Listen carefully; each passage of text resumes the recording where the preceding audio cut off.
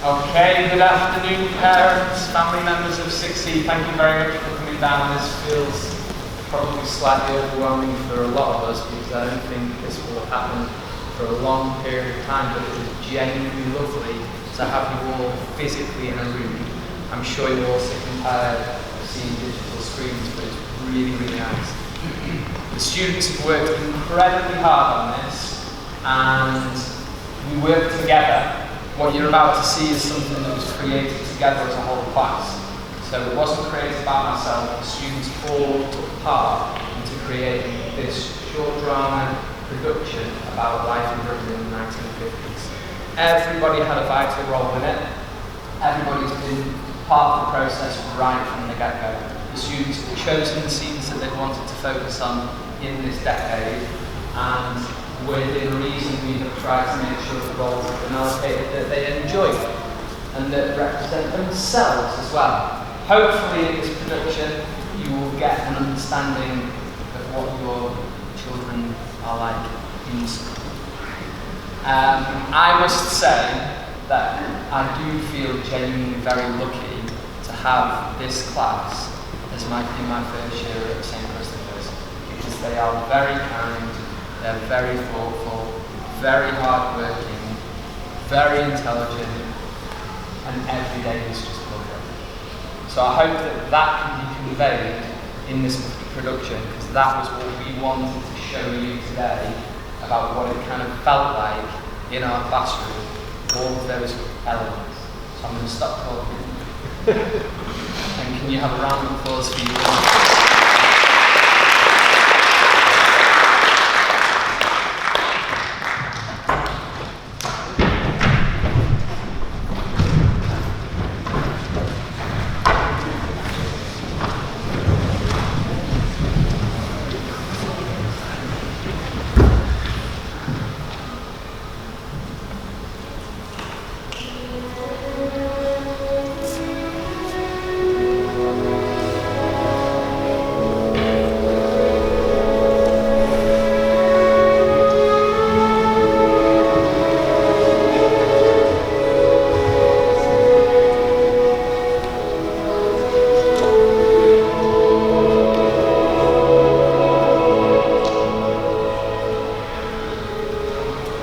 Coronation of Queen Elizabeth in 1953 was one of the first major international events to be televised live around the world. Held in Westminster Abbey, it was the first time a camera crew were invited to the sacred space. Many traditionalists opposed this idea, fearing it would take away from the mystique of the royal family. Prince Philip, however, was keen to modernize and develop the perception of the royal family amongst the public. Over 20 million people watch from home on their TVs, or visit and borrow a neighbor's house. I wish I was there. She's too young to be our queen. She's taking her seat. Families tune in from all over the world as a moment of history happens before their eyes. Audra, I'm hanging off the sofa. Listen to your brother. This is really important and you want to remember this. With all humble devotion, we consecrate our queen!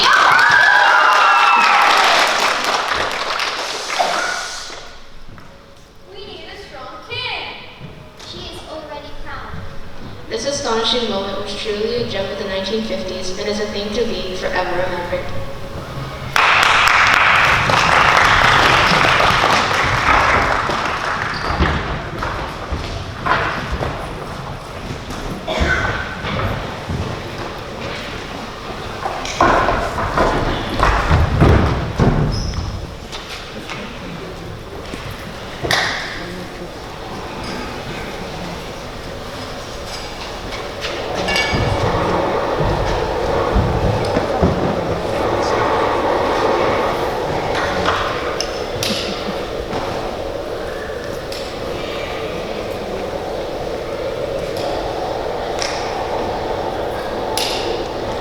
4 days before the crowning of the new queen, Kiwi Edmund Hillary and his Nepalese Sherpa Tenzing Norgay became the first people to reach the top of Mount Everest, a monumental moment in human history. After years of preparation and 7 weeks of climbing, they finally reached the summit. It's not the mountain we conquer, but ourselves. Read all about it. Everest climbed by Edmund Hillary and Tenzing Norgay. And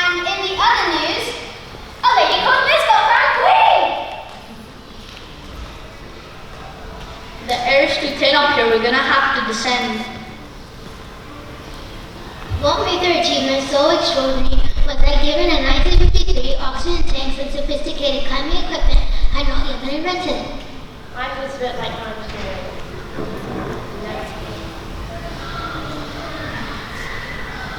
Never look down. Thought the mountain would conquer, but yes, our selves prophetic. Now let's go. How can we go? Do things a lot. Talk about it. Ma'am, just to let you know that Edmund Hillary and his Sherpa Tenzing Norgay reached the summit of Everest a few days ago. We were only able to stay there for 15 minutes, but we've received a telegram that both men are stable and recovering from their extraordinary feat. Oh me, oh my roundhouse split. Invite those gentlemen over as soon as you come. I think that my first ever screen is tonight.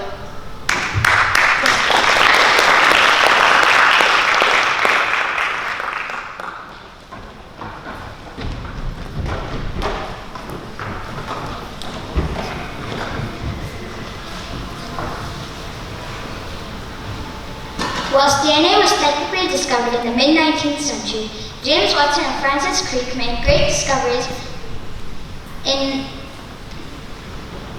advancements in DNA technology, paving the way for great advancements in modern-day crime solving and scientific awareness of the human body.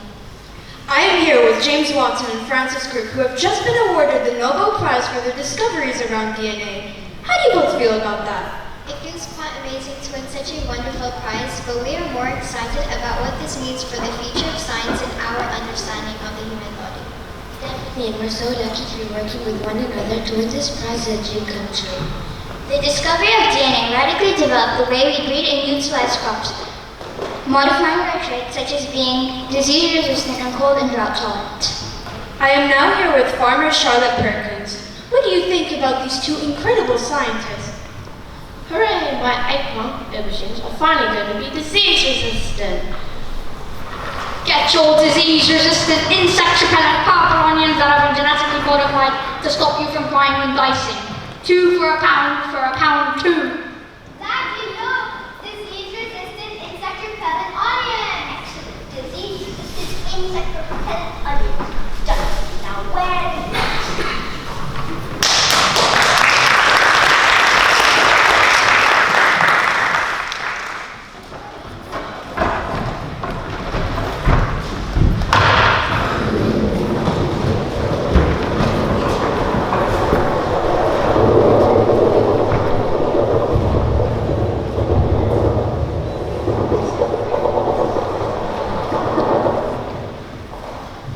On June 25, 1950, the South Korean civilians were woken unexpectedly to the sound of gunshots. A war began at the border between communist North Korea and South Korea. This war was to be the start of the infamous, almost century-long Cold War, involving Britain, the US, and Russia. Quick, only 5 essentials. You have to leave now. Come on, let's go. Get into the plane, everyone. Thousands of North and South Korean refugees, many of them orphans, were sent to countries in Eastern Europe. Many North Korean orphans were sent to Mongolia, the Soviet Union, and China. You have to hold the line. They need to be pushed back. The UN artillery has arrived. Sweep the slopes. So we have intel that Chinese will begin extensive shelling. Quick, there are the orders given. Quick, you heard the man. Fire! In total, 5 million people lost their lives in the Korean War. In 1953, the war came to a halt. A demilitarized zone was built between North and South Korea. North Korea continues to follow strict communist ideology today. All right, boys, boats are ready. Pack your bags and we can get going.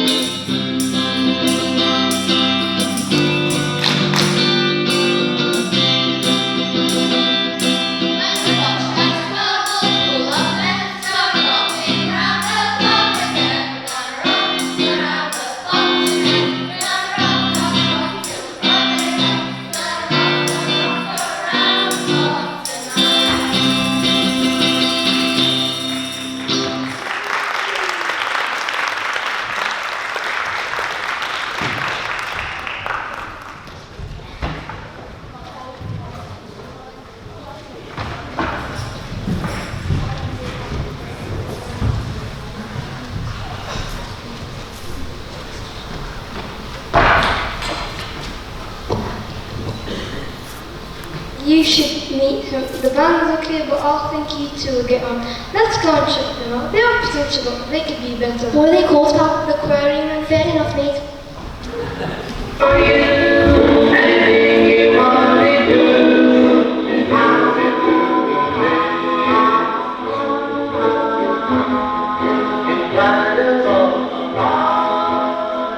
Backstage after the gig.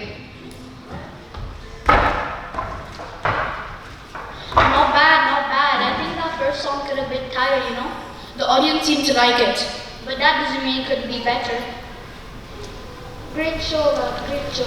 Listen, John, got a sec. Yeah, what's up? This is my mate, bro. He's got all John. Guitar, bass, piano, voice. Yeah, but can he write, or does he want that just does everyone else's songs? I have got a few songs. Well, let's hear them then.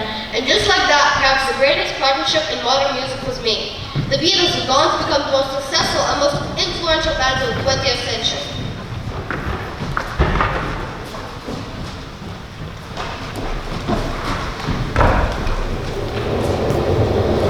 February 1958, tragedy struck. Manchester United were aboard British Airways Flight 609.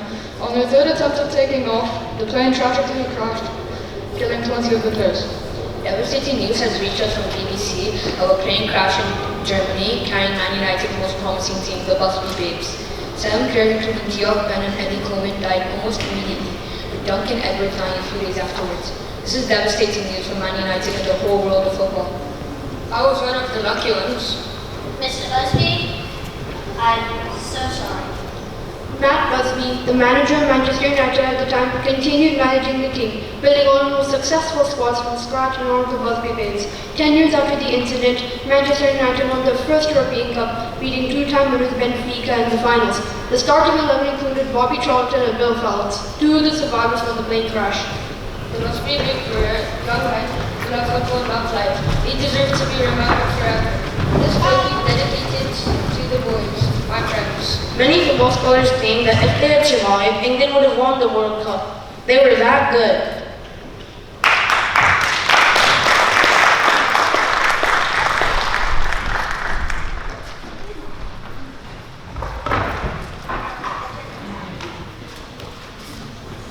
Have you seen the cost of petrol? It's insane. I'm struggling to be able to get to work and back. That's what I'm doing. Oh, gantry tank and go visit Granny. You mean we can't afford to visit Granny, but she makes the best biscuits? If only there was someone who could develop a small, economic British car.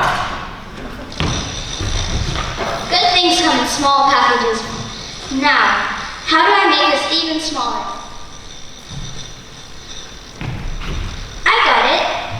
What if Alec Isagonis, the inventor of the iconic Mini, pioneered the transverse engine, an engine mounted sideways, lying horizontally within the engine bay. The oil crisis of the 1950s meant the British public were crying out for a small, economic car.